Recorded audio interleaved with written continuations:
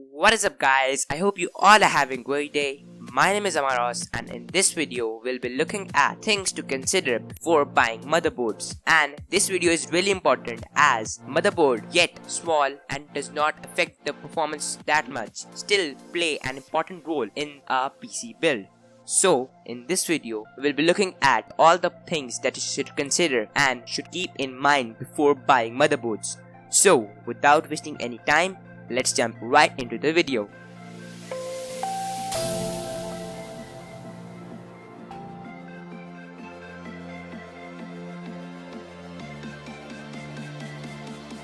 So the first thing is really obvious. That is that you should know that if your CPU is compatible with your motherboard or vice versa, that is your motherboard compatible with your CPU. So basically there are two socket types in the market right now. One is from Intel, which is the LGA socket type, and the second is from AMD, which is the AM4 or the AM3 sockets. AMD has various lines of sockets like the AM3 and the AM4, whereas Intel also has various types of sockets like LGA1151, LGA775, which is pretty old.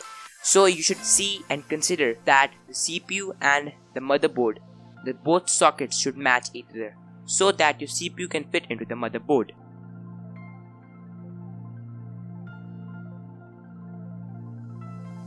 So the second thing that you should consider before buying a motherboard is that it must have at least 4 DIMM slots, or you can say the RAM slots, and they all must be compatible with the CPU that you're using.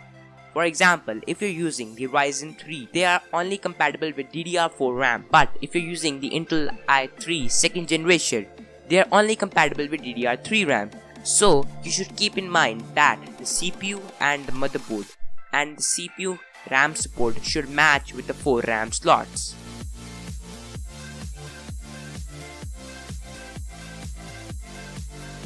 Another thing that is pretty obvious and comes in almost all motherboards, but if you're buying a really old PC, you should see that it must have a PCIe X16 slot, because this is the slot in which you put your graphics card in.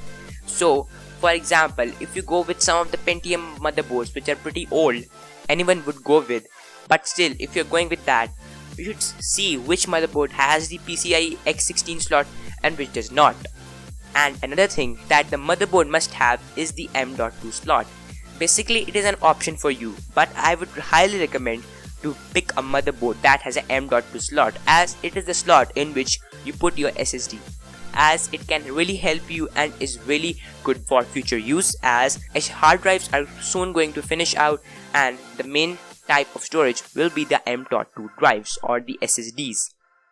So that rounded up with this video. I hope you had a great time watching the video, and your love would be really appreciated as these videos take a lot of time to make, and leaving a thumbs up and subscribing to the channel would also help me a lot.